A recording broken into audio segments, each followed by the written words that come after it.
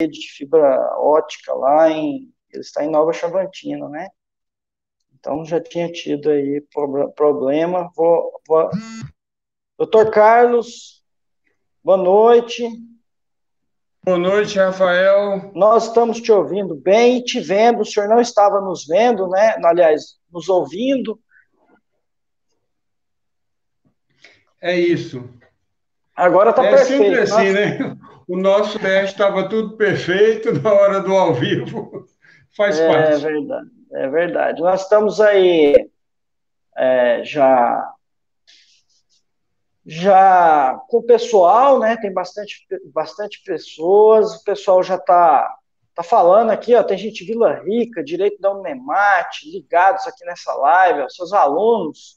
Bom, doutor Carlos, é uma grande honra recebê-lo aqui. Nós estamos fazendo aí um ciclo de palestras, na verdade, de lives, né?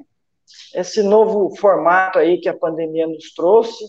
E essa é a de número 5 e trazendo informação aí para o pessoal, e é com grande prazer que eu recebo a pessoa que me ensinou direito eleitoral, um cara que eu me inspiro e que muita gente conhece, é muito querido. Muito obrigado, seja bem-vindo. Rafael, eu que agradeço essa oportunidade de estar discutindo, debatendo, conversando sobre direito eleitoral. É uma matéria que eu tenho muito apreço. Já fui professor dessa disciplina, ministrei alguns cursos, né, fora.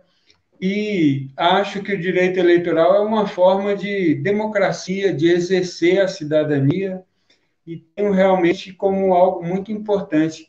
E fico muito feliz de poder estar aqui, eventualmente, sendo ouvido pelos colegas lá de Baliza, de Bom Jardim, de Aragarças, de Vila Rica, Paranatinga, regiões pelas quais eu passei, fiz muitas amizades, e sempre discutindo sobre essa matéria, muito importante, lógico.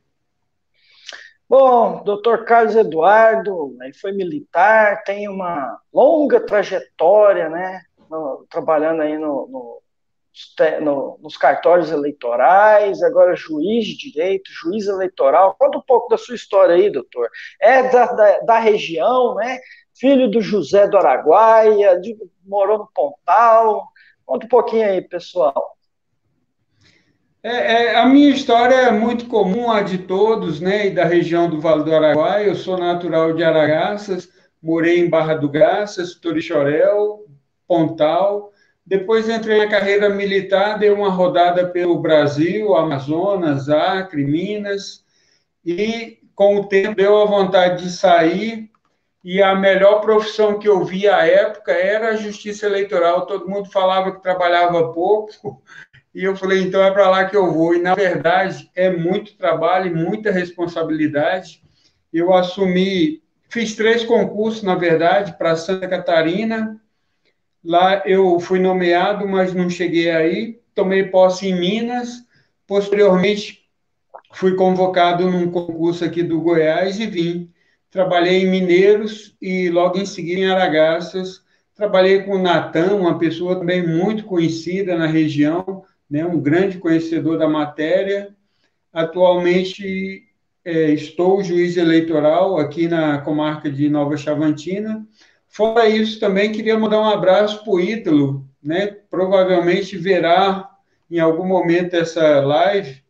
É o chefe do cartório lá de Aragarças também, trabalhei com ele, uma pessoa de alta capacidade.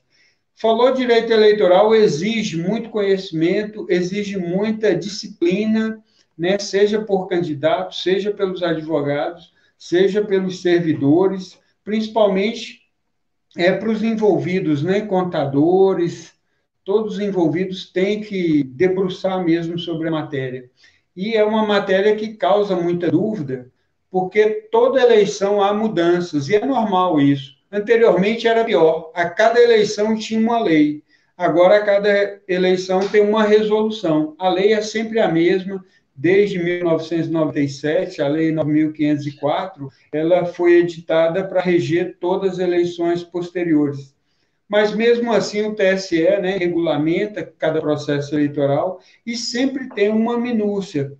Para essa eleição de 2020, nós estamos aí com uma realidade bastante diferente, gerada pelo coronavírus, e aí é um desafio você trabalhar com dois mundos, um mundo do DVC, onde eu tenho leis eleitorais, eu tenho previsões, normas, e eu tenho uma realidade de um vírus que ele impõe, né, algumas dificuldades por si próprio. Juntar essas duas situações não é fácil, e o TSE tem trabalhado nesse sentido. E nós que estamos aqui embaixo, a gente fica olhando os movimentos e, obviamente, temos várias críticas e temos também algum elogio a fazer, lógico. Agora vai ser um período jamais vivenciado, né? É uma eleição inédita. Teremos vários impactos, né, doutor?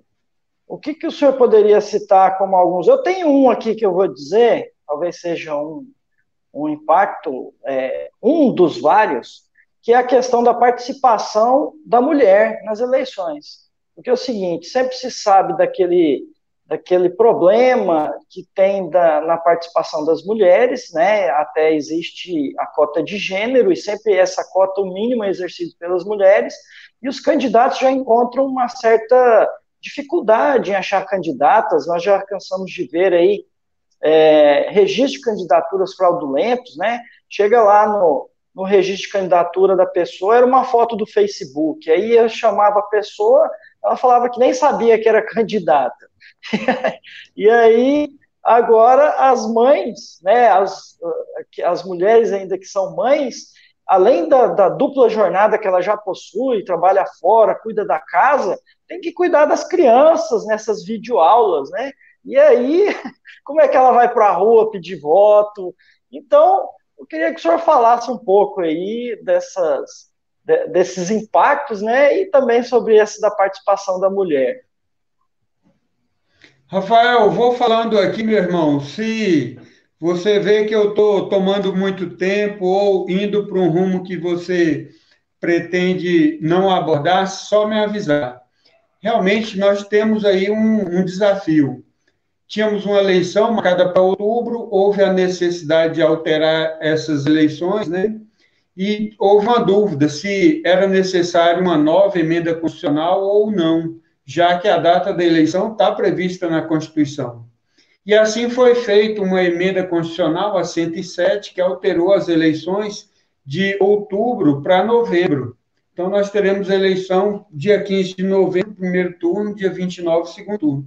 Com isso, houve, então, uma prorrogação de 42 dias em todos os prazos. E aí você me fala como é que vai ser a participação da mulher.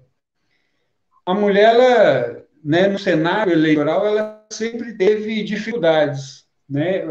Passou a votar em 1932. Anteriormente, a nossa história, olhando para a mulher, é uma pessoa que mal saía de casa, que não tinha acesso a estudo, que era vista como alguém a ser cuidada, tutelada, e com a emancipação da mulher e o avanço, né, da sociedade, houve a necessidade de incluí-la.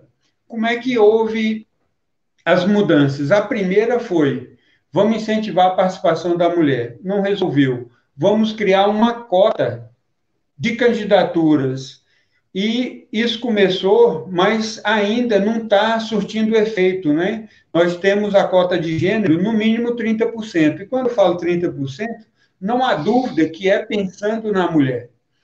E uma preocupação, esse 30% é em cima do número de candidatos. Não sou eu pensando assim, eu quero colocar 10 homens para concorrer. Quantas mulheres que eu preciso? 3. Não é assim que faz o cálculo. Eu somo todos os candidatos, 13, tiro 30% de 13. Com certeza vai ser mais que 3, e caso tenha que arredondar, é sempre para cima. Né? Já é um fator observado.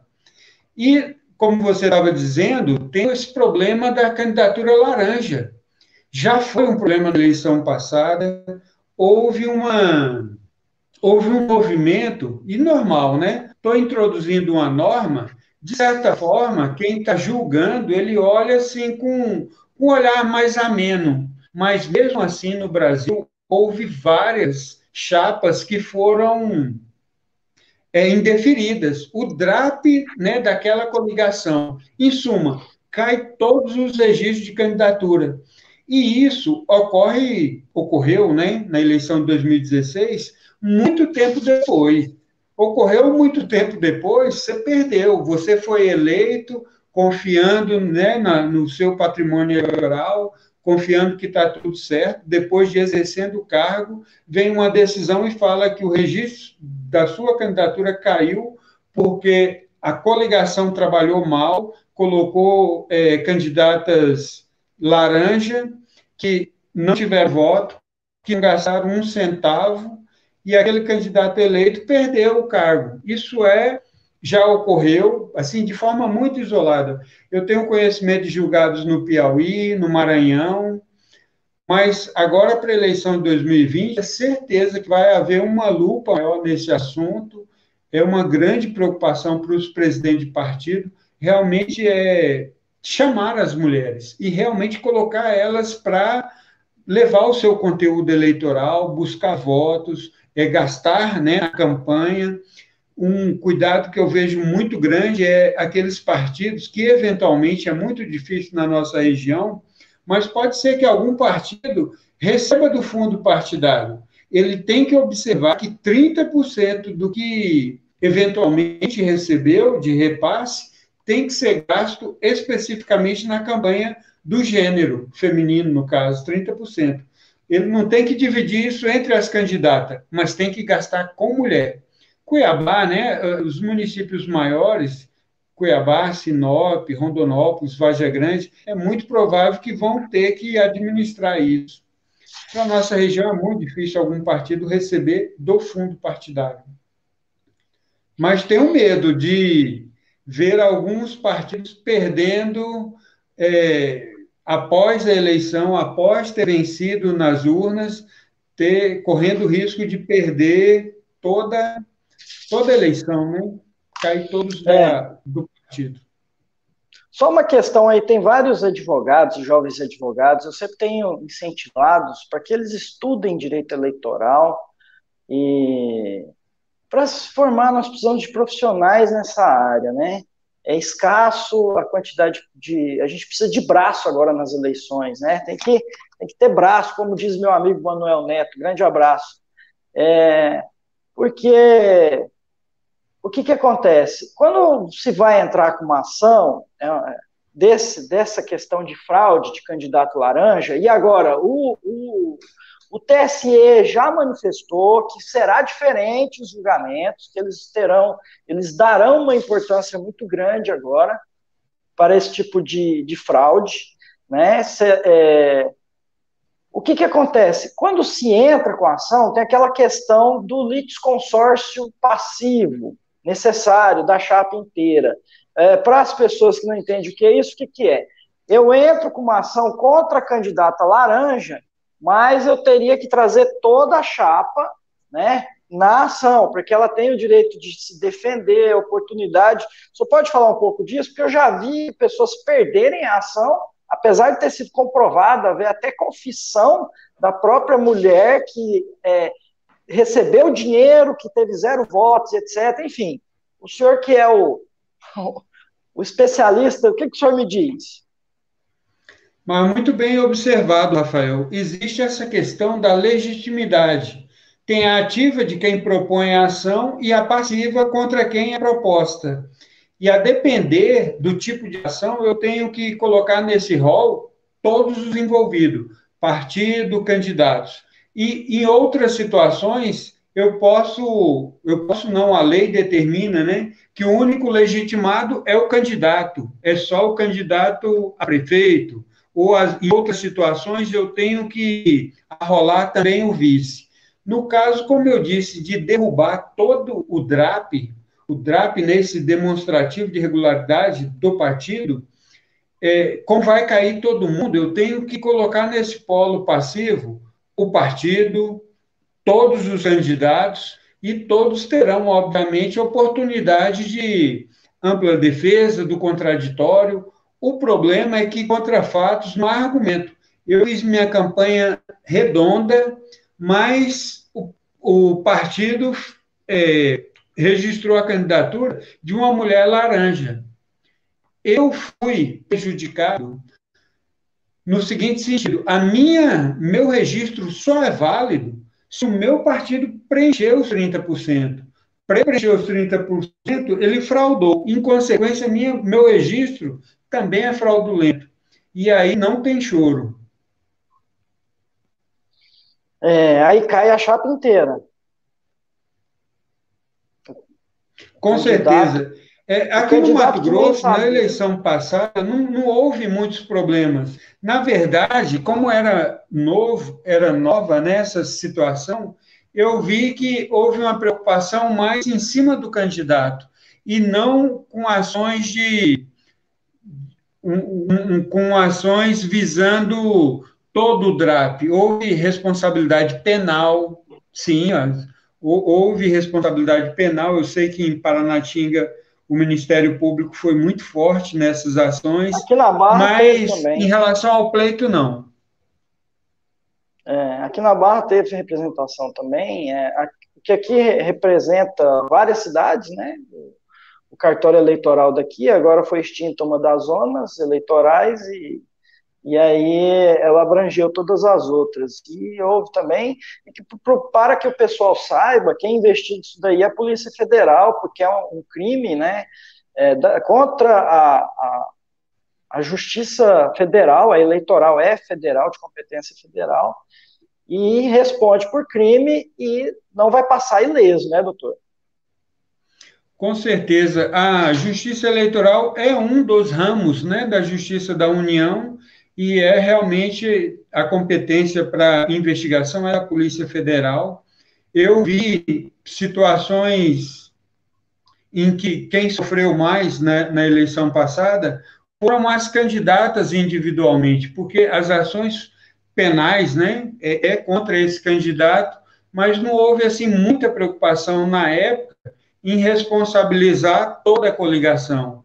Acho que vai ser diferente agora em 2020, vai ter realmente uma fiscalização maior, e principalmente porque com essa pandemia toda, nós temos assim um âmbito muito estreito de atuação dos candidatos, que, né, me parece, vai ser muito virtual, vai ser muito nesse meio da internet, e na internet é fácil registrar, é fácil gravar, é fácil constituir provas, mas também é fácil caminhar dentro da licitude. É você, né, trabalhar a sua campanha, e acredito que nessa eleição de 2020 vamos ter novidades e dificuldades, porque muitas pessoas não têm, eu mesmo não tenho domínio nenhum da internet. Minha dificuldade em acessar essa live. Imagina as pessoas que estão em cantões, né, desse nortão nosso do Mato Grosso, ou subindo, descendo aqui a Saraguaia, às vezes nem internet tem para acessar. Isso vai dificultar muito para os candidatos, é um desafio. Eu acredito que para essa eleição nós não vamos ter aquele aperto de mão, tapinha nas costas, visita em casa. Então vai depender de muita criatividade. Na eleição de 2016, né, tivemos alguns candidatos se aventurando. Eu lembro do Kleber Fabiano, né, fez uma campanha bastante interessante, deve ter conquistado muito voto com isso, mas é um desafio. Eu acredito que a nossa região tem algum acesso à internet, mas não chega para todo mundo. Penso que cada candidato vai ter que se desdobrar aí. De fato, sim. Teremos aí tudo será novo até para a própria justiça eleitoral, né? Agora estariam tem uma pessoa que está nos assistindo aqui, falou que trabalhou muito contigo, é o Alessandro Nunes, ele preparava as urnas. Esse é técnico, profissionalíssimo, Alessandro. Esse aí, eu acho que tem uns 30 anos de preparação de eleição, trabalhando com sanar as pane das urnas, correu aí desde o assentamento Bandeirantes em Baliza, conhece a região toda, uma pessoa certamente de muita confiança do atual chefe do cartório, foi uma pessoa que me ajudou muito e tem muito a oferecer. Então, Rafael, eu gostaria, Rafael, Sim. para tentar dar uma sequência lógica em uma parte que acredito que todas as pessoas que estão nos assistindo têm preocupação, são com as datas. O que houve de mudança? É preciso, né, dar uma observada nisso, embora a Emenda Constitucional 107 tenha regulado tudo lá, eu acredito que é sempre válido falar para o pessoal que aqueles prazos que já deveriam, que já deveria ter sido obedecido e já passou o prazo, já era, deixa do jeito que está. Filiação partidária, domicílio eleitoral, que antigamente era 1 ano, agora ambos são 6 meses, né? Já passou.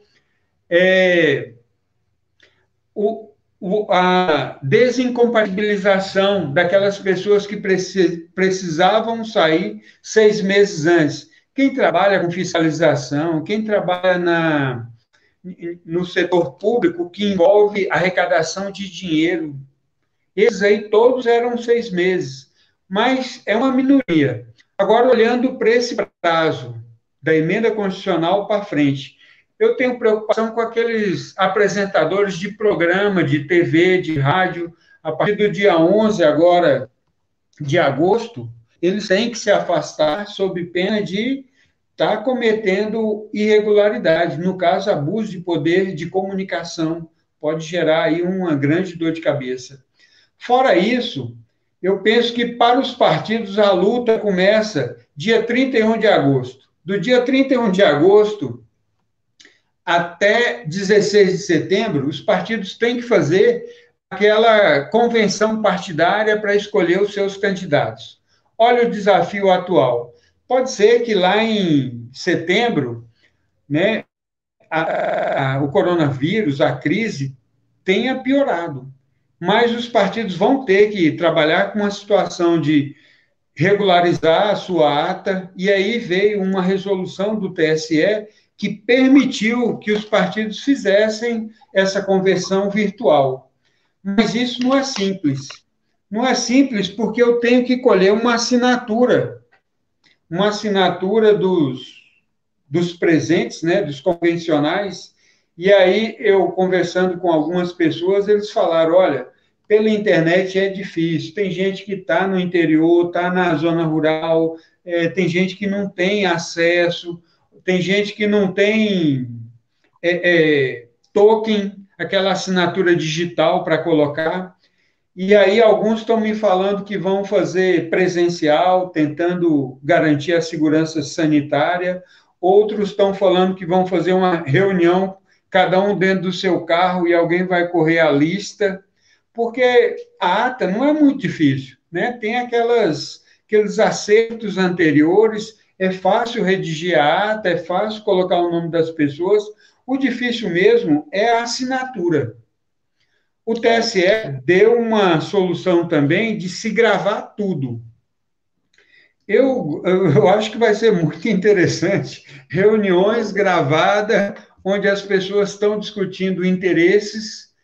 Talvez vai ser e é um documento, obviamente, né, público, talvez demande assim, muita responsabilidade, muito cuidado, muita presteza mesmo. E penso que o quanto antes fizer essa convenção partidária, melhor, porque o prazo é do dia 31 a 16. Não esperem o dia 16, já que cada partido nessa eleição vai atuar sozinho, já sabe quem são os seus candidatos, já faz logo antes, prepara a documentação, manda para o eleitoral. Caso haja algum problema, vai ser dado um prazo de 3 dias para corrigir. Né? Quanto mais você adiar isso, talvez o problema, né, a dificuldade é maior, porque logo 10 dias depois já vem um registro de candidatura. E aí corrida. É um período muito doido para advogado, para contador, para candidatos, assim, de muita dor de cabeça, por mais que você se prepara, né, seja diligente, sempre há uma intercorrência, e aí eu digo assim, corre atrás mesmo. Uma outra preocupação que eu vejo é, né, dentro dessa ideia de preparar a documentação, como hoje a gente tem um WhatsApp, é muito fácil você montar um grupo, mandar identidade, mandar cópia de título eleitoral, porque quem trabalha nos bastidores, advogado, contador, né, o pessoal do técnico, eles precisam estar em contato com os candidatos, precisam de informações, documentação, e pelo menos com o WhatsApp eu acho que pode ser acelerado algo. E lembrando também que, como estamos em um tempo meio nebuloso, tudo que é feito hoje pode servir de prova amanhã numa ação, né, eleitoral. Daí é muito importante ter uma reserva no WhatsApp, assim, montar um grupo, falar para o pessoal, olha, esse aqui é o registro da nossa atuação. Então, vamos ser diligentes, responsáveis e coerentes com essa comunicação. Tem aquela questão seguinte também, as convenções partidárias presenciais sempre já tinham os dissidentes, tinha brigas e tinha caso de partido ter dois presidentes, um foi excluído, o outro passou a perna e pegou o partido, enfim, aí tinha que entrar na justiça para saber quem que seria o representante. Agora, você imagina isso de forma virtual, né? E o que eu tenho dito para as pessoas que vai ser muito difícil, vai ser uma novidade, ninguém sabe como que isso vai acontecer. Eu creio que vai dobrar, triplicar o número de ações nesse sentido. Se fizer errado, a convenção não tem validade, né? E a outra questão que eu digo, para pelo menos a lista de presença colher-se assinatura. Pelo menos ela corre na casa das pessoas e pega dizendo que ela participou, enfim, que é talvez um dos documentos mais importantes. A ata e os outros documentos pode ser assinado, como você falou, de forma virtual. Mas tem uma coisa também que eles estariam colocando uma forma de transmissão entre todo mundo, como essas reuniões online, né? Mas só saberemos depois, né, doutor? Rafael, nesse ponto, eu penso que a depender do grau de evolução da pandemia, se a coisa para o futuro tiver muito complicada em termos sanitários, eu penso que é bom os partidos se programarem para uma convenção totalmente virtual, só que para isso não é qualquer sistema que faz isso. Às vezes eu tenho que assinar alguma ferramenta da internet. Hoje existe o Google Meet, o Livefaz, tem várias ferramentas que gravam, né, que faz a transmissão, grava e registra as pessoas que estavam logadas. Aquilo o TSE vai admitir como assinatura da lista de presença. O mais importante é que realmente seja gravado a leitura da ata e colhido, né, de cada convencional, concordo, não concordo, e estabeleça a maioria. É possível, sim, que tudo tenha que ser feito virtual, tem que se preparar para isso. Aqui tem uma pergunta. Acho que um técnico em informática é fundamental. Agora, é verdade. As agremiações terão autonomia para utilizar as ferramentas tecnológicas que entenderem mais adequadas para as convenções virtuais? E quanto à abertura do livro-ata, registro de dados dos presidentes e respectivas assinaturas? Bom, resumindo, é isso que a gente acabou de falar, né? Isso. O livro-ata, você pode usá-lo facultativamente. Tem partido que já tem, né? Se querer usar, pode usar. Tem partido que não tem. Está suspenso esse artigo 8º da Lei 9.504. Mas é uma faculdade. Antigamente, nas eleições anteriores, ele era uma obrigação, o livro-ata, registro, né, escrito, mas veio uma resolução do TSE e facultou isso. E aí deixou bem claro lá quais são as possibilidades, e são várias. Fazer da forma tradicional, fazer da forma assinatura eletrônica, e a assinatura eletrônica não sou eu registrar o documento, imprimir, mandar para alguém, digitalizar, assinar, digitalizar, mandar de volta. Não, assinatura eletrônica, assinatura digital, sou eu entrar com uma senha, né? E nem todas as pessoas têm, isso é um serviço pago. Pode ser também que os partidos resolvam comprar esse serviço. Mas a outra possibilidade é gravar tudo num sistema que registra a presença e está tudo certo. Esse processo, a Justiça Eleitoral vai trabalhar com o PJE e em cada processo tem como você mandar a mídia do que foi feito na convenção, né? A mídia que eu digo é a gravação. Digital, né? É, a gravação. Uma A gravação, questão, sim. outra questão que pode ser também, tem aquela assinatura, que tem um programinha, aquele Adobe, ele possibilita a assinatura na telinha do computador, do celular mesmo, né? A pessoa com uma caneta apropriada para isso, ela pode fazer, quem não tenha o certificado digital. Mas o grande problema não é assinar. O grande problema, nós estamos te ouvindo. Rafael, você ficou mudo para mim, está me ouvindo? Estamos te ouvindo, estamos te ouvindo. Rafael, vou ter que sair então e entrar de novo. Tudo bem, então. Estamos te ouvindo aqui. Deve ser a internet dele. Só mais um minutinho, o doutor estará entrando. E estamos agora com 51 pessoas. Obrigado aí. Manuel Neto, grande amigo, esteve aqui em Barra do Garças. Obrigado pela visita e pela audiência. Recebemos aí um excelente treinamento. Quem não viu, assista a live. Foi a live de número 2 que nós fizemos.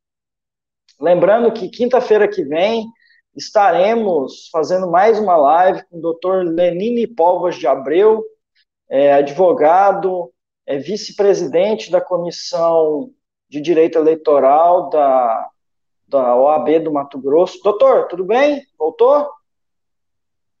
Ok. Ok. O senhor foi pôr crédito no áudio aí, né? Vamos lá, doutor. Fone, vamos ver se segura. Tá joia. Eu tinha falado que o grande problema não será a assinatura, enfim, isso aí vai se dar um jeito. O problema serão as dissidências, né, que haverão. E também, imagina, tem partidos que deve ser presencial, né? Somente presencial. Então tem que olhar o estatuto do partido também. Você acha que vai ter algum problema nesse caso se ele faça virtual? Resolução também, Rafael, prevendo isso, ela estabelece que é independente da norma partidária, porque é uma situação excepcional, né?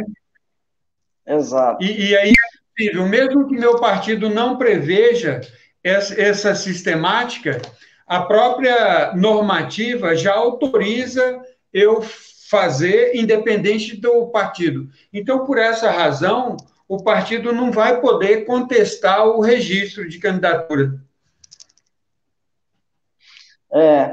E com relação aos impactos aos servidores, a preparação de urnas, mesários, porque a Justiça Eleitoral também precisa de braço, né? Então, você vê alguma dificuldade? Como é que vai ficar? Rafael, felizmente a Justiça Eleitoral é composta por um quadro de servidores, não porque eu já trabalhei lá, mas é a realidade mesmo, de servidores altamente capacitados. E, obviamente, também trabalha com voluntários, né, mesários, pessoas contratadas que desenvolvem assim um serviço excepcional. Penso que é o menor dos problemas. O grande problema é trabalhar com candidato que tem que fazer campanha, que tem que trabalhar com indígena, que tem que trabalhar com zona rural, que tem que trabalhar com levar o seu conteúdo eleitoral em locais de difícil acesso. Porque a Justiça Eleitoral, havendo essa eleição, que eu tenho algumas dúvidas se vai ocorrer ou não, mas se ela ocorrer, a dificuldade não é de logística da Justiça Eleitoral. Porque dinheiro tem pessoal capacitado, não vejo aí o problema. Eu vejo mais a dificuldade dos candidatos. O candidato, para ele trabalhar numa eleição municipal, totalmente diferente de uma eleição geral. Você não faz campanha falando mal de alguém. Você tem que construir um conteúdo. Você tem que, né, se expor. É diferente de uma eleição geral que você fala mal de alguém, obviamente você está ganhando voto, porque a concorrência é menor. Agora, aqui não, você tem que provar, contar a sua história, contar o que você vai fazer, e nesse ambiente de coronavírus fica muito difícil. Eu vejo com receio essa ideia de... aquilo que jurista gosta. Jurista é DVC, vamos baixar uma norma, e a norma que nos foi posta é de que 42 dias depois vai estar mais tranquilo e a eleição vai ocorrer. Eu olho com um olhar não deontológico, mas ontológico da realidade. A realidade é que a gente tem um vírus e ele não tem perna, não tem cabeça, mas o bicho está andando por aí fazendo um estrago. Pode ser que em outubro, novembro, a situação esteja muito ruim. E a própria emenda constitucional falou, olha, se lá em novembro estiver ruim, o Congresso vai baixar um decreto legislativo jogando para frente. Eu digo, não será o suficiente, porque se jogar para frente é óbvio que vai entrar em 2021. Vai ser necessário outra emenda constitucional, porque nós vamos estar entrando em direitos fundamentais de quem? Do candidato que constitucionalmente tem direito a 4 anos de mandato. E aí um decreto legislativo vai falar que a eleição é em março, em abril, e esse candidato vai ter 3 anos e pouco. Não tenha dúvida que, caso haja prorrogação, essa saída leão da montanha aí pela esquerda, de que qualquer decreto legislativo pode mexer nisso, não vai poder. Em que pese a emenda constitucional alterar só texto constitucional, essa emenda 107, ela alterou também dispositivos legais. Não há problema nisso, porque na hierarquia das normas, a Constituição pode tudo. Mas um decreto legislativo não pode falar qual o tempo que o mandato de um candidato eleito vai ser. Isso sem dúvida, não pode. E eu penso mais ainda. Acho que essa emenda constitucional poderia ter deixado em branco, né? É uma emenda, é uma norma temporária, ela poderia ter estabelecido, enquanto houver a situação de calamidade pública, não tem eleição. Encerrou a calamidade, começa o processo eleitoral, podendo os candidatos realmente fazer, né, a sua propaganda eleitoral. E a esse respeito, eu estou falando aqui na condição de cidadão, de estudante, né? Não é a posição do Tribunal de Justiça, nem do TRE, obviamente. Eu falo mesmo como alguém que gosta da matéria. Eu penso que deveria ter deixado um pouco mais para frente. Tinha uma proposta de emendar tudo, né? Sim, eu ia falar sobre isso agora. Ela ainda continua em trâmite, né? Ela foi colhido 27 assinaturas no Senado, até do senador aqui do Mato Grosso, e pode ser votada ainda, né? Se ele obter aí. Já tinha uma proposta de emenda constitucional anterior, tramitava no Senado Federal. Essa ideia de juntar tudo, ela é antiga. E tem grandes argumentos. O primeiro, economia no processo, gasto, né, de 2 eleições, e principalmente juntar a legislação orçamentária do município com o Estado e com a União.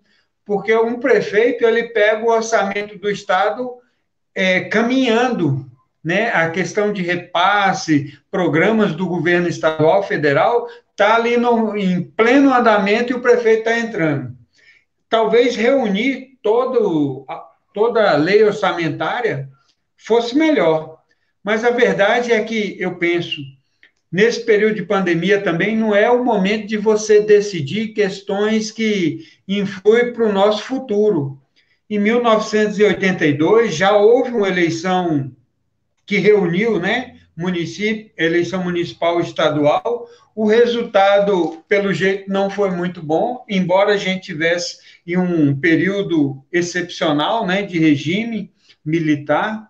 E aqui eu não estou falando de ditadura e nem quero entrar nesse viés, mas o fato é que a gente tinha um período em que nem sempre tinha eleição para governador. Fizeram uma reunindo, né, todos.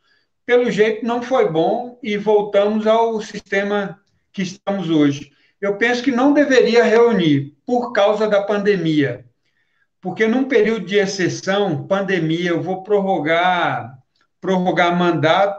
mandato por causa de pandemia.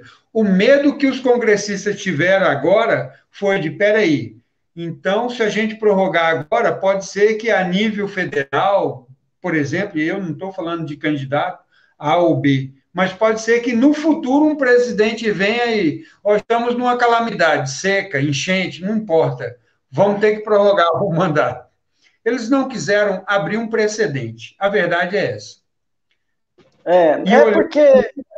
olhando para Executivo Federal, sem dúvida. Sim, sim. É porque, na verdade, só houve prorrogação de mandato uma única vez e foi no regime militar, né? Então, a democracia é exercida através do voto.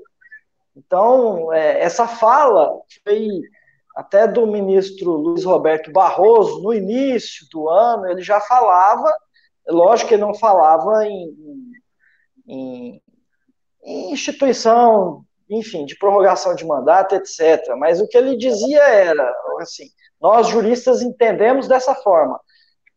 As instituições estavam, de certo modo, sendo atacadas, eu digo o STF e o Congresso, né? E ainda com a possibilidade de se prorrogar mandatos, né? E até do chefe do Poder Executivo Federal. Então, de fato, essa também é a minha leitura sobre isso, sobre a prorrogação de mandato. Bom, eu faço essa leitura, embora também não concorde com ela. Não tenho tanto receio assim de, olha, por causa de um fenômeno, alguém pode querer ser autoritário. Eu ainda acredito muito nas instituições e excepcionalidades existem, nós estamos vivendo uma, e eu particularmente não tenho medo de um eventual abuso de um chefe do executivo. Acho que seria difícil. Mas também concordo que não seria agora o momento de falar, ó, vamos juntar tudo e para frente, para o resto da vida ser tudo junto. Não é o momento adequado. Bom, eu acabei fazendo um estudo sobre isso e não existe no mundo, eu não tive conhecimento de qual lugar as eleições são juntas. Em Portugal é feito no mesmo ano, só que uma no início do ano e outra na segunda metade do ano, né? Eles dividem ela é das comunas, né, das cidades com relação ao pleito federal. Bom, doutor, e outras questões, além disso, que o senhor pode trazer? Parece que o senhor estava fazendo um curso sobre esses impactos, né? Sim, sim. E os impactos mesmos, e aí falando assim bem rapidamente, que eu vejo como preocupação para os candidatos, é que houve alteração nos limites de gasto. Por exemplo, anteriormente já tinha uma limitação da doação de 10% pessoa física, né, da receita bruta do ano anterior. Só que agora os candidatos, ele, na sua campanha, anteriormente ele poderia gastar o que tinha. Agora não, ele também vai estar limitado a 10% do limite de gasto dele, como candidato. Né? Na eleição passada, naquele curso, né, que nós fizemos juntos, eu lembro que eu divulguei lá os limites de prefeito e de vereador. Vereador, 10% do prefeito. E o TSE quem diz esse limite? Dia 31 de agosto, o TSE vai estabelecer esses limites. E aí o candidato vai olhar o limite e falar, ó, eu, do meu bolso, eu só posso gastar 10%. É uma novidade, né, bastante impactante, porque agora eu tenho que contar com doação.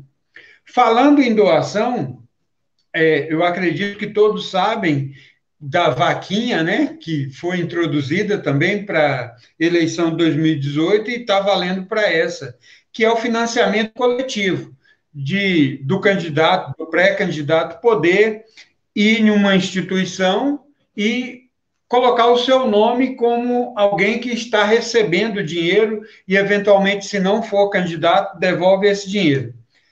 Na nossa região, é uma prática que dificilmente vai ocorrer, não está ocorrendo, mas aqueles que eventualmente quiserem, é possível entrar no site do TSE, ver quais são as empresas cadastradas. A última vez que eu vi, tinha mais de 15 e umas 30 em processo, é só se cadastrar lá. O problema é que eu recebo uma doação de R$ 100, tenho que pagar a caixinha da empresa que está recebendo esse valor, 6, 7, 5%. O ideal mesmo é esperar o processo eleitoral, e aí falando em datas, né? Como eu disse, do dia 31 de agosto ao dia 16 de setembro, é possível fazer a convenção para a escolha de partidos. Do dia 31 de agosto até o dia 26 de setembro, tem que se fazer o registro de candidatura. Então, 26 de setembro é o prazo limite. Aqueles mais organizados podem fazer a convenção antes, registrar na frente, pegar o CNPJ na frente, abrir sua conta de campanha na frente e ficar ali em QAP, esperando a abertura da propaganda eleitoral, que começa no dia 27 de setembro. A partir daí é a luta, cada um com a sua estratégia, né, dentro dos limites legais, e a grande novidade é essa propaganda por meio virtual. Penso que vai ter muito problema. Nós temos Sim. candidatos que já estão em vantagem, aqueles que ocupam cargo público, né? Aqueles que já são prefeitos, já são vereadores, eles, teoricamente, deveriam obedecer o artigo 73 da Lei 9.504, que impede várias coisas para os administradores públicos. Uma delas é a campanha institucional, a propaganda institucional. Só que hoje um prefeito, por causa do coronavírus, ele pode continuar fazendo propaganda institucional relacionada ao coronavírus, porque é uma pandemia. Abriu essa brecha. Eu tenho medo de prefeito, vereador, que já estão no cargo, aproveitar essa brecha para, por exemplo, campanha de conscientização, de vacinação do HM1 para já evitar outro problema, campanha de exame para verificar se tem. O camarada abusar da presença numa propaganda institucional para evitar uma calamidade. Quem cometer algum excesso nisso, né? Eu já vi propaganda pela internet, fazendo pesquisas, de situação que havia uma campanha para exame do coronavírus, o vereador achou que era interessante, fez o folder e colocou lá embaixo. Deixa eu só fechar um. Colocou lá embaixo no folder: apoio vereador tal. Ele está usando o nome dele para uma propaganda institucional e ainda querendo confundir a atuação dele com a campanha. Nada a ver isso, e penso que é um perigo. Então, propaganda institucional é o município, a prefeitura, o órgão, nunca a pessoa individualizada, principalmente de pré-candidato. Poderá ter problema de administrativa no aspecto civil, poderá ter problema de abuso de poder no aspecto eleitoral. É um fator assim a se observar muito. O outro problema é o abuso na internet. O Sim. abuso na internet, nós estamos em pré-campanha e eu já tenho visto alguns pré-candidatos vinculando número. Vincular número não é Sim, permitido. É exatamente. permitido o pré-candidato. É permitido você contar a sua história, qual foi o serviço público que você prestou, ou então o que você vai fazer. Mas o candidato mete lá um número de partido e ele é candidato a prefeito, lembre que a Ele já pessoa está vota pedindo voto. Ele está pedindo voto, eu sempre falei isso. Ele não é o e ele vota. pedido. É lógico, não é o pedido. Ele fala, é o pedido expresso, né? Não é o implícito, aliás, o explícito, é o expresso. E o TSE já falou a respeito, né? Você quis dizer. Isso. Quero fazer a pré-campanha, e até porque o período eleitoral é muito curto, é muito justo fazer uma pré-campanha, mas assim, e é possível fazer uma pré-campanha tranquila, né, dentro da legalidade, sem abuso no sentido de, no sentido de buscar brecha. O grande problema do ambiente eleitoral é esse. Como é muito competitivo, a gente sempre fica de olho na brecha. E, às vezes, essa brecha pode trazer um grande prejuízo. Eu recomendo não arriscar. Eu sempre digo que a pré-campanha não elege ninguém, mas tira a eleição de muita gente.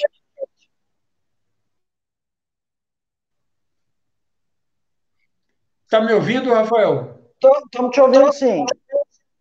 Está dando uma estralada aqui para mim, mas concordo contigo. A pré-campanha é muito importante para aqueles que não estão no cenário, precisam aparecer, e aí ele corre atrás de Facebook, todas as redes sociais possíveis, diga o que pretende, diga o que fez, diga que é pré-candidato, mas não peça voto. Não vincule a um número. Aquele cara que foi candidato na eleição 2016, nessa, antes de começar o período eleitoral, ele não pode falar qual é o número dele, ele acha que o número dele é tal. Então, eu já vou divulgar o meu número. É pedir voto. É, eu concordo. E Bom, eu não estou bem, julgando, pois não. eu estou dizendo uma grande possibilidade. E lembre que o Ministério Público e a concorrência só quer ver uma irregularidade para bater firme. E é sempre interpretando restritivamente. É lógico. Os candidatos parece que gostam de trabalhar à margem da lei, né? Então, eles só querem fazer o que não pode. Dele. Às vezes, né, para querer mostrar um trabalho maior, uma sécula ali do candidato, é comum pisar fora da faixa e comprometer o patrão. De fato, mas é a ansiedade de pedir voto, né? A pessoa pensa que já está na campanha, que já iniciou, que se ele pedir. Bom, vou explicar para os candidatos de forma resumida, rapidamente, o seguinte: a pré-campanha serve para você criar reputação. Reputação é o que as pessoas pensam de você, não é o que você pensa de você. Você vai criar, controlar seus atos e vai controlar suas atitudes, e as pessoas terão aí. Farão um juízo de quem é você e te conhecerão. Então não é hora de pedir voto, até porque você está sendo um chato da internet. Você não vai ganhar a campanha por um slogan. Falar, vou colocar um slogan. Não ganha campanha. Porque assim, vai falar assim, nossa, eu preciso votar no Eduardo, porque o slogan dele é muito bom. Eu ia votar no Rafael, mas o slogan do Eduardo é melhor. Então, jamais. O que você tem que fazer é criar pauta, porque o eleitor, ele pensa na pauta da rua dele, do quebra-mola da rua dele, do buraco da rua dele, ele não está nem aí com os outros. Então, os candidatos têm que levar a solução para isso. Bom, doutor, e o pessoal tem falado muito sobre as fake news, se terá aí uma atenção especial da Justiça Eleitoral em combate à fake news.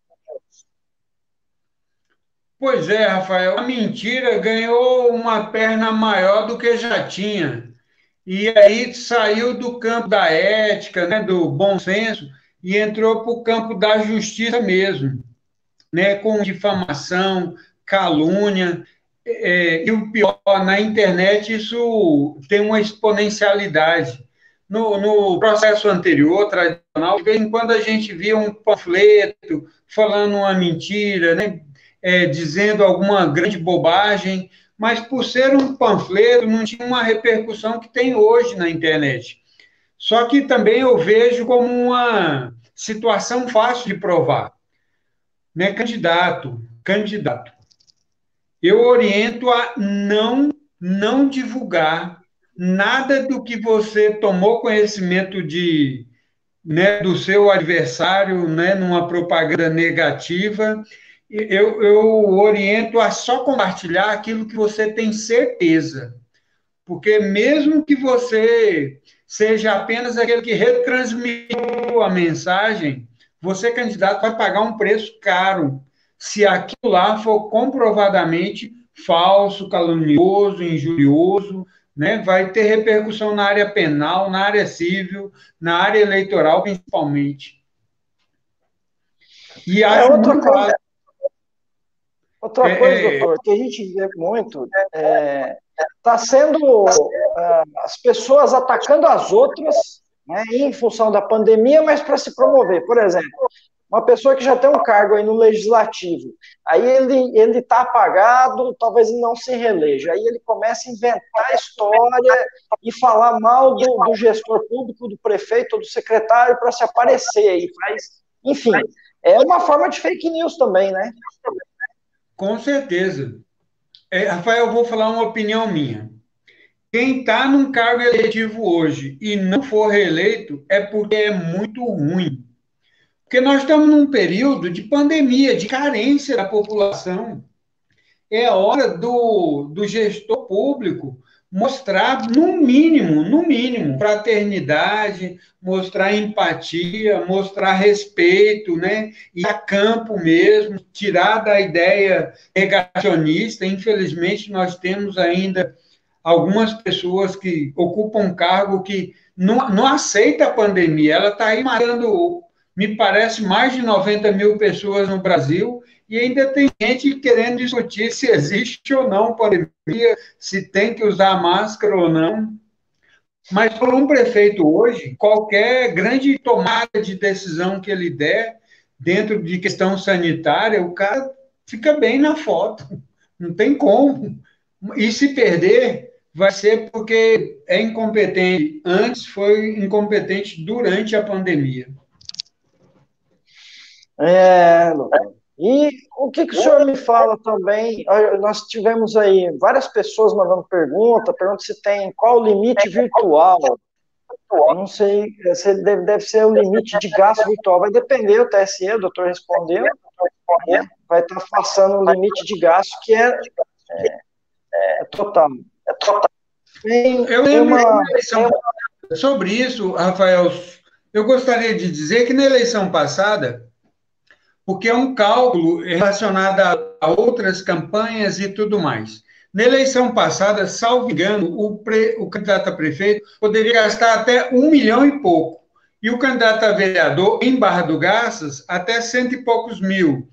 Em outras cidades, a média foi 10, 20 mil. O gasto, ele é pouco para vereador. E falando para os vereadores, você tem que controlar muito os seus gastos. Eu sugiro que você gaste menos de 20 mil, até para a sua prestação de contas ser simplificada. Porque acima de 20 mil exige outros documentos, é uma apuração, né, mais detalhada. Abaixo de 20 mil você já tem essa vantagem, prestar sumariamente as contas. Mas para aqueles que querem gastar, eu sugiro mesmo gastar com bandeirolas, se for possível, pessoas estarem na rua. Limitou muito a propaganda eleitoral. Hoje você não pode outdoor, né? Não podia antes, não pode agora. Você não pode gastar com quase nada. Você vai gastar só com bandeirola, com gente, com propaganda na imprensa, né? Escrita. Você vai gastar alguma coisa com a sua imagem que vai ser veiculada na propaganda eleitoral gratuita. Você tem muito pouca coisa a gastar. Aqueles mais abastados, de repente, pode comprar aí um impulsionamento, né? Para o seu nome estar lá no Facebook, nas cabeças de todo mundo que acessar. Fora isso, não tem muito o que fazer. Falando sobre impulsionamento, tem uma pergunta aqui, eu acho que é interessante, as pessoas sempre têm dúvida. O impulsionamento na pré-campanha, o que o senhor diz, doutor? O problema é que a pré-campanha não é um período que a lei regula. A lei só fala, não pode propaganda eleitoral fora do processo. Mas também não impede a propaganda na internet. Eu sugiro não fazer o impulsionamento, porque o impulsionamento é um gasto.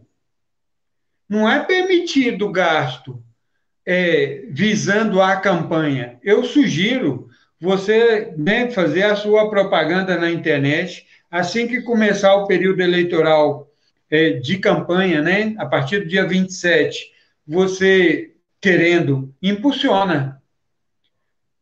E aí é óbvio, né, tem a prestação de conta, tudo certinho, porque se você impulsionar antes, corre o risco de alguém alegar abuso de poder econômico. Falou, ah, ninguém impulsionou, só esse cara aqui. E a gente aqui não tem como saber o quanto foi gasto com impulsionamento, quantas ferramentas ele pagou para isso. Penso que é uma dor de cabeça que pode ser evitada. Tem também aquela coisa do pedido de apoio, né? Estão fazendo na pré-campanha, falando assim, estamos de novo junto com o Zequinha. Ou, por exemplo, hoje é dia 30, fala assim, aí o cara é do partido 30 fala, estamos no 30, hoje é dia 30. E o que o senhor fala sobre isso? Rapaz, a cabeça do brasileiro tem que ser estudada na NASA, isso é sem dúvida. Agora a Mas NASA vem, né?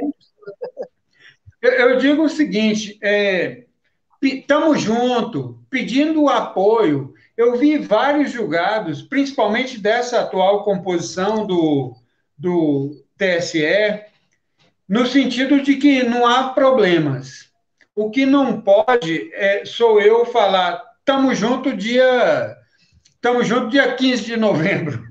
Aí não, mas estamos juntos. Não, mas por exemplo, o que eu vi assim, de novo estamos com o Zequinha, por exemplo. Pois é, nessa linha, acho arriscado, mas já vi julgados falando que não é propaganda antecipada. Assim, sendo sincero, né? Acho que não é muito adequado, mas realmente tem julgados dizendo que não é pedido de voto, nem expresso, nem implícito. Estamos junto com o Zequinha, Zequinha de novo. Vi alguns julgados falando que é possível. O que eu tenho visto muito, assim, crítica, né? É relacionar número e relacionar data da eleição. Teve uma eleição, até foi um acordo, até mudou-se alguns entendimentos, mas na época era o doutor Eduardo Alckmin, que foi ministro do TSE, que foi o primeiro quanto a que é abuso, no caso não é propaganda extemporânea, no caso foi caracterizado como abuso, que o cara ele distribuía calendário, né, aqueles calendários, e aí na data de outubro, lá na época sempre tinha uma data fixa, e aí vinha circulado e o nome do cara que distribuía. Sim, é um gasto para a campanha, né? E aí você não tem como provar quanto foi gasto, como é que foi isso. Além de ser uma eventual propaganda irregular, é um caixa dois, é um dinheiro que quem controla isso? E a depender da dimensão, né, que isso tem, configura certamente abuso de poder econômico. E aí, falando em abuso, Rafael, hoje estão se discutindo outras formas de abuso, né? Já se falava em abuso de comunicação, abuso de poder político, agora estão dizendo aí abuso de poder religioso. Eu tenho uma certa preocupação com isso. A justiça eleitoral, ela também não é assim um fiscal da moral. A justiça eleitoral só busca a igualdade do peito. Sobre os ministros, né, de algum segmento religioso, eu acho que o único problema que pode haver é o cara, durante um culto, né, uma missa, fazer referência à eleição, fazer referência a pedido de voto, entrar nessas questões.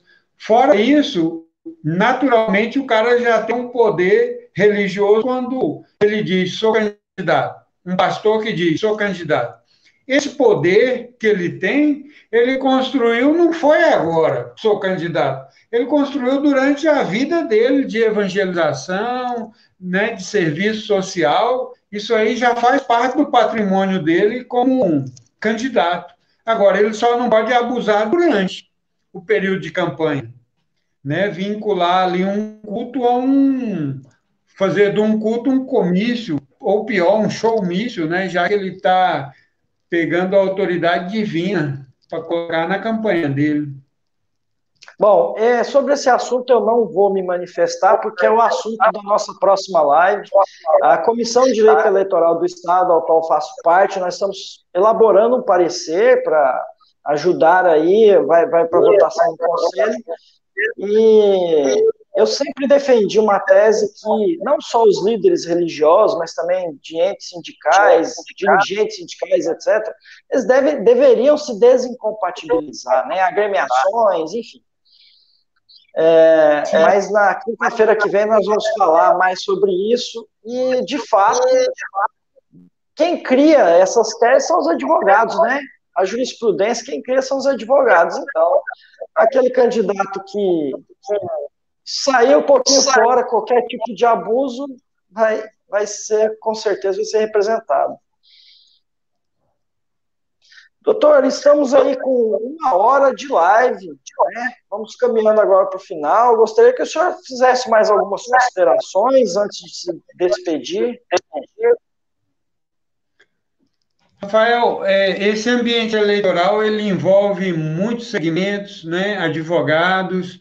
Graças a Deus, na região do Vale do Araguaia, nós temos profissionais competentes. Né? Eu não quero ser injusto aqui, mas de cabeça, aqui nesse minuto, eu posso lembrar de você, do Vinícius, né? Do Diego,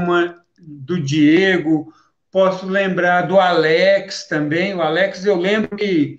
E eleitoral é um problema. Você diz algo hoje, pode ser que na próxima eleição não é válido. E pode ser que as coisas evoluam, né? A própria jurisprudência. Eu lembro do Alex defendendo uma tese, eu falei, Alex, nunca ocorreu assim. E depois fiquei muito satisfeito quando ele me disse, olha, deu certo. Então, eleitoral é um ambiente que instiga, né, os advogados a se capacitarem mesmo. Nós já temos um bom nível na nossa região e esperamos que esse nível, né, seja sempre elevado. Em termos de contadores, a gente também tem já algum número bom de contadores. Eu posso falar do Amilcar, da Fernanda, do Cairo, posso falar mas muita gente mesmo. Alguns amigos que eu até esqueço aqui, mas né, muita gente boa para atuar em todas as áreas. Antigamente a gente tinha um advogado cuidando de tudo. Hoje está um pouco mais difícil, um contador cuidando de tudo. Está um pouco mais difícil, às vezes é necessário você ter uma banca, é preciso cuidar de um técnico de informática, né, nem de informática, eu que sou antigo, mas alguém dessa área social e informatizada, vamos dizer assim. Seria o marketing também, né? Um candidato, porque candidato é assim, o cara já sabe o mínimo e o máximo. E é óbvio, a tendência é sempre querer estar na frente de alguém. Os riscos, ele só precisa ter consciência. Para isso, a gente tenta, né, levar o máximo de informação possível. E o que vai ocorrer depende muito dele, candidato, mas aí cada um cuida do seu.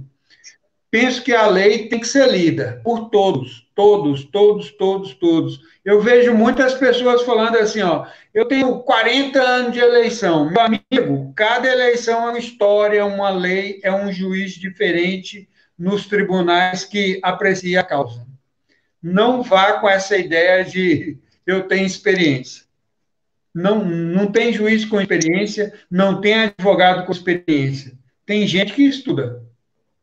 E essa eleição não é para amadores, né, doutor?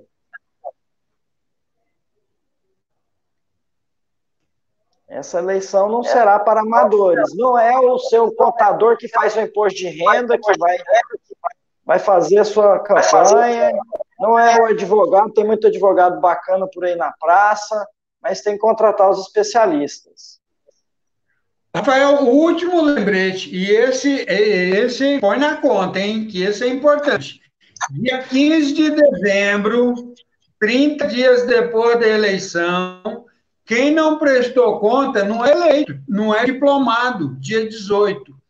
Ah, Eduardo, está tudo pelas metades. Preste conta, preste conta. Porque regularizar as contas, correr atrás das contas, vai dar tempo. Inclusive, as ações de impugnação de contas foram jogadas lá para 2021. O seu problema, caso seja eleito, é ser diplomado. E para ser diplomado, tem que prestar conta. Ainda que, eventualmente, você tenha que corrigir algo no futuro. A não prestação de conta deixa inelegível, né? A prestação irregular, não. Sim. Eu digo isso porque são 3 dias só de diferença. Dia 15 prestou conta, dia 18 é diplomado. Você tem que prestar conta, pegar um certificado de que prestou conta e, beleza, transmitir, né, essas contas. Doutor, vamos caminhar para o final. Eu gostaria que o senhor pudesse agradecer aí. Muitas pessoas deixaram aí seus comentários. O pessoal que quiser...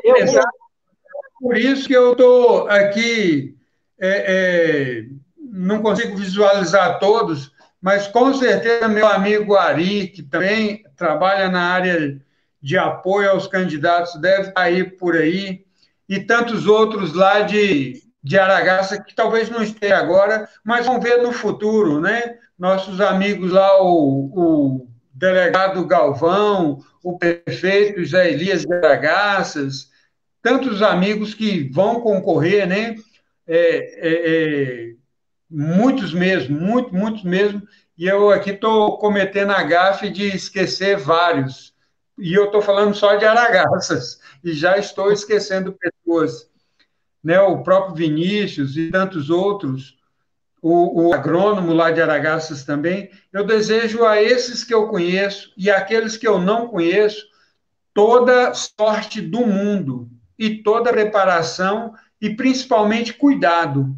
Cuidado nesse período de pandemia, onde o mais importante, talvez, no futuro, não seja pegar mão com mão, bater nas costas, dar abraço, né? Você não vai colocar a sua vida em risco. Eu tenho notícias que lá no Rio de Janeiro já houve morte de conhecidos pré-candidatos que, né, e aí eu estou dizendo só a notícia, não é prova, mas inclusive candidatos a prefeito que vieram a contrair o coronavírus e faleceram nessa situação de se expor demais, né, no interior do Rio, cidade de Campos, ouvi dizer que ocorreram situações nesse sentido. Então, eu finalizo, assim, pedindo a Deus que tudo dê certo. E, eventualmente, se a eleição for prorrogada, vida que segue, fica tranquilo, porque nada mais vai mudar. Os seus candidatos você já tem, presidente de partido, você que é pré-candidato a prefeito não precisa correr atrás de muita coisa, é só de coligação. E o último detalhe que eu digo, você que é presidente de partido e está com medo de colocar poucos candidatos no pleito, coloque seu partido na disputa. Mesmo que seu partido não atinja o coeficiente eleitoral para buscar na primeira rodada, né, as vagas pelo coeficiente eleitoral, na segunda rodada, os partidos todos concorrerão. independente de ter alcançado a média eleitoral ou não, é uma novidade para essa eleição, e, eventualmente, você não atingiu a média, o coeficiente eleitoral, mas atingiu próximo a ele, é muito provável que candidatos sejam eleitos, né, nessa situação. O candidato só precisa ter 10% do coeficiente eleitoral e lutar para atingir o máximo possível. A Cuidem segunda de rodada vai contemplar esses candidatos, né? É acima de 10%. ter uma distribuição melhor. Eu também concordo. Doutor, eu falei que ia fazer uma pergunta para o senhor, mas nós vamos deixar para uma outra oportunidade. Mas era sobre o episódio lá de Vila Rica. Que bom que você saiu bem, né? E, quando coloca seu nome na internet, o que aparece é aquilo lá, está recuperado, está bem, agora voltou. O senhor está, para avisar as pessoas, o senhor agora está em Nova Chavantina, responde por Nova Chavantina e Campinápolis, né? Sim, como juiz eleitoral em Campinápolis e Novo São Joaquim. E muito feliz de estar aqui em Campinápolis, melhor dizendo, em Nova Chavantina. A passagem lá em Vila Rica foi muito boa para mim, não queria sair de lá, mas por questão mesmo de juiz titular, voltar e tudo mais, né, foi mais uma questão administrativa. O episódio que ocorreu comigo foi algo realmente assim muito isolado, né, uma questão que não envolveu problemas de ordem outras, a não ser uma pessoa com problema mental. Fico feliz pelo apoio que recebi lá. Graças a Deus, tudo foi contornado. E o fake news que ocorreu na época, teve gente falando que eu tinha levado um tiro no braço, que eu tinha morrido, que eu tinha isso, que eu tinha aquilo outro, ou mais, que o juiz que eventualmente estava fazendo alguma ilicitude, ou que atrasou o processo. Em verdade, eu garanto, né, inclusive teve um inquérito policial que tramitou lá naquela comarca e tudo mais, não houve problemas de prestação jurisdicional, não houve problemas administrativos, o único problema mesmo foi questão mental do sujeito, que infelizmente veio a óbito no episódio. E um fato atualmente superado. Ah, que maravilha. Pessoal, quem gostou da live, né, que compartilhe aí, nos ajude a atingir aí uma audiência. É uma excelente aula aí, doutor Eduardo, que foi é a pessoa responsável por um pouco do direito eleitoral que eu conheço. E me inspirou, sempre falou que gostaria de formar advogados nessa área, tinha esse propósito. Doutor, eu tenho que lhe agradecer muita honra que eu te recebo aqui nessa live hoje, porque você foi uma pessoa exemplar sempre, um excelente professor, você é um cara diferente, é diferenciado.